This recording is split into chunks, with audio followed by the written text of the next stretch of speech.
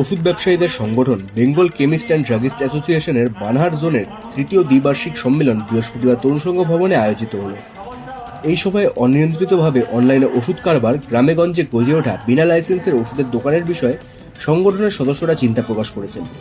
এরই সাথে ল্যাবরেটরি টেস্টে ফেল হওয়া বিভিন্ন ওষুধের সম্পর্কে সাধারণ মানুষের মধ্যে তৈরি হওয়া আশঙ্কার বিষয়ে আলোচিত হয়েছে। সভায় সংগঠনের রাজ্য ও জেলা নেতৃত্বের পাশাপাশি বানহাট ব্লকের প্রায় 70 জন পাইকারি ও খুচরো ওষুধ ব্যবসায়ী উপস্থিত ছিলেন। এদিনের সভায় সংগঠনের বানহাট জোনের নতুন কার্যকরী কমিটি নির্বাচন করা হয়।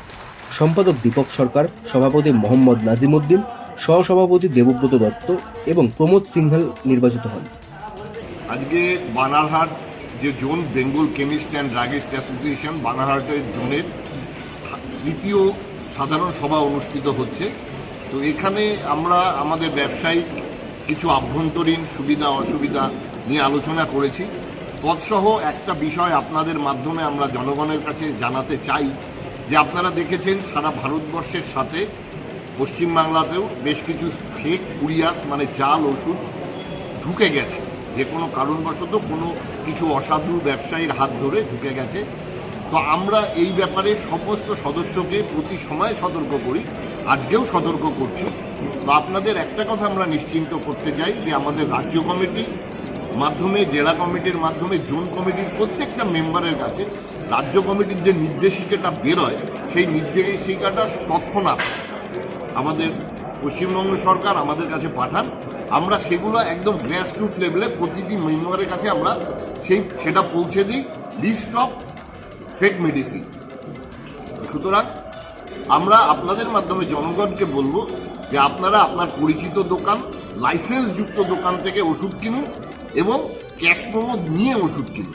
আচ্ছা, তাহলে মানুষকে নিশ্চিন্ত ওষুধ কিনতে পারবে, মানে ফ্রি মেডিসিন তারা পাওয়ার কোনো সম্ভাবনা নেই কোনো জায়গা থেকে? দেখুন, ফেক মেডিসিন পাওয়ার সম্ভাবনা নেই বলতে পুরোপুরি এটা আমি আপনাকে বলতে পারছি না। এই কারণে আমরা এর আগেও সভাতে বলেছি যে আমাদের যে ড্রাগ কন্ট্রোল, ড্রাগের কোয়ালিটি কন্ট্রোল টেস্টের যে পরীক্ষা কেন্দ্র সেটা আমাদের পশ্চিমবাংলায় শুধু কলকাতাতে আছে। এবার ধরুন একটা ব্যাচের মাল চলে এসছে, সেটা ড্রাগ কন্ট্রোল থেকে স্যাম্পেল তুলে সেটা পরীক্ষা করে যতদিনে সেটা ফেক মেডিসিন ঘোষণা করছে ততদিনে হয়তো কিছু পরিমাণ ওষুধ কাস্টমারের হাতে চলে যেতে পারে, কিন্তু ঘোষণার পরে কারো কাছে যাবে না। না, এটা আমরা স্ট্রিক্টলি মেনটেন করছি প্রতিটা মেম্বারের কাছে যে আমরা রাজ্য সরকারের থেকে লিস্ট পাওয়ার সঙ্গে সঙ্গে আমরা গ্রাসরুট লেভেলে প্রতিটা প্রত্যন্ত এলাকায় সারা পশ্চিমবাংলায় কাকদ্বীপ থেকে কুচবিহার প্রতিটা মেম্বার আমাদের সেই লিস্ট পেয়ে যায়। এবং আপনারা লক্ষ্য করবেন আমাদের রিটেল বন্ধুদের দোকানের সামনে আমরা সেই লিস্টটা কিন্তু ঝুলিয়ে রাখছি।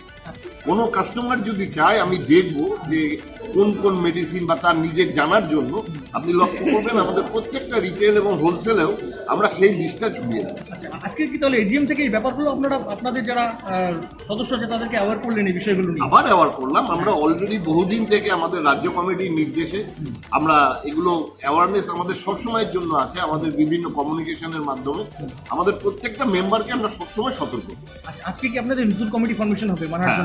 আজকে নতুন কমিটি ফর্মেশন। আপনাদের এখানে কতজন মেম্বার রয়েছে বানহাট জোনে? বানহাট জোনে 70 জনের মতন মেম্বার ওষুধ ব্যবসায়ী রয়েছে। ওষুধ। আপনার নাম এবং পরিচয়? আমার নাম সুদীপ্ত সাহা, আমি রাজ্য কোঅর্ডিনেশন সেক্রেটারি।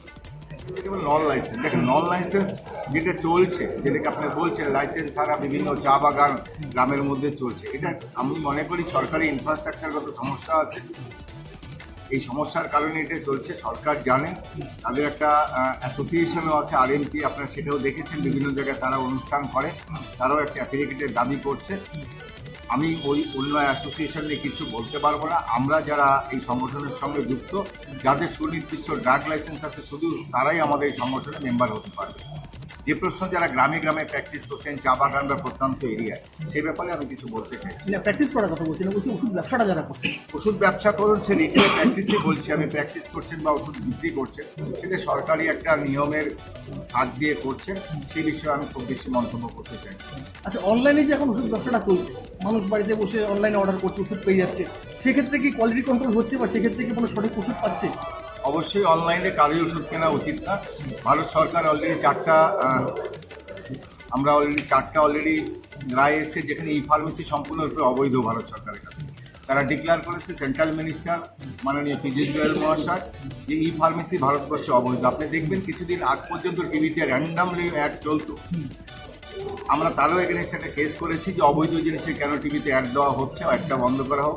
এই মুহূর্তে আপনি দেখবেন না বড় বড় কর্পোরেট যে 10-12টা কোম্পানি ছিল, টাটা ওয়ান নাম ধরে বলছে, টাটা ওয়ান এনজি, ইজিমেট থেকে শুরু করে তারা অলরেডি সরিয়ে নিয়েছে। দুই একটা ছোট ছোট কোম্পানি আছে তারা টিভির মাধ্যমটাকে সরিয়ে ফেসবুকের মাধ্যমে করছে।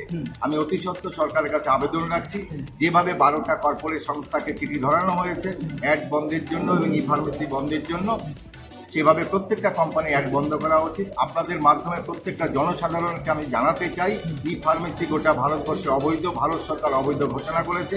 কেউ অনলাইনে মেডিসিন কিনবেন না। এই অনলাইনের হাত ধরে কিন্তু এই ফেক মেডিসিন বা এনএসকিউ মেডিসিন আমাদের কি কি বিপদ হতে পারে মানুষের অনলাইন মেডিসিন কিনলে পরে? অনলাইন মেডিসিনে কোনো ট্র্যাক নেই, এটা আমি কিচ্ছু বলবো না। তারা কোথায় থেকে কিনছে, সে পাটনা না দিল্লি না আগ্রা, আমরা বলতে পারবো না। অনলাইন মেডিসিন অবৈধ, আমি আপনাদের ক্যামেরার সামনে বলতে চাইছি। অবৈধ বুঝলাম, সাধারণ মানুষ কি কিভাবে ক্ষতিগ্রস্ত হতে পারে? দেখেন, ভারত সরকার তো বুঝে শুনে অবৈধ করেছে। ভারত সরকার নিশ্চয়ই বুঝেছে যে এই প্ল্যাটফর্মের মাধ্যমে যদি ওষুধ আসে সেটা কখনোই আন্ডার ট্রাক কন্ট্রোল আন্ডারে পড়ে না। আপনি অ্যাপসে অর্ডার দেবেন, মালটা চলে আসবে, তার কার্যকারিতা, গুণগতির মান এবং মালটা সঠিক কি বেঠিক আপনি কিছুই জানছেন না। আপনি একটা পরিচিত দোকান থেকে যখন মাল কিনছেন, প্রপার চ্যানেল আছে, কোম্পানি পাঠাচ্ছে সিএনএফকে, সিএনএফ পাঠাচ্ছে ডিস্ট্রিবিউটারকে, ডিস্ট্রিবিউটার সেই দোকানদারকে দিচ্ছে। কোনো কারণে সেই মেডিসিন কোনো সমস্যা হলে আমার ওই রিটেল বন্ধু হোলসেলারকে জানাচ্ছে, আমরা হোলসেলাররা সিএনএফকে জানাচ্ছি, কোম্পানিকে জানাচ্ছি। একটা প্রপার চ্যানেল মেনটেন হচ্ছে, সেটা ড্রাগ অথরিটি জানেন। কিন্তু যেটা অনলাইন মেডিসিন আছে সেখানে কোনো ট্র্যাকিংয়ের কোনো ব্যবস্থা নেই।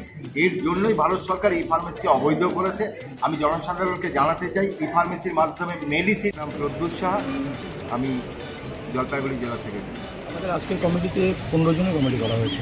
আচ্ছা, একজন কমিটি। মূলত কি কি বিষয়ে আপনারা জোর দেবেন আগামী 2 বছর কর্মসূচিতে?